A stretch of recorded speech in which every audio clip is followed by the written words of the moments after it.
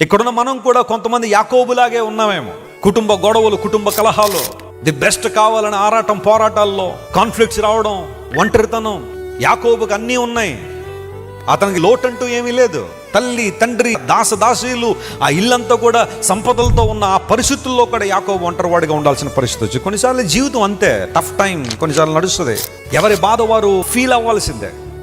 జీవితం కొన్నిసార్లు ఎంత భయానకంగా ఉంటుందంటే మన బాధను మరి ఇంకోళ్ళు ఎవరో పంచుకోలేరు. Sometimes life gives tough time. రాత్రి ఎలా గడుస్తుందన్న భయం కొన్నిసార్లు వచ్చేయచ్చు. అలాంటి పరిస్థితుల్లోనే దేవుని వాగ్దానాలు మనం ఏం చేయాలి చెప్పండి?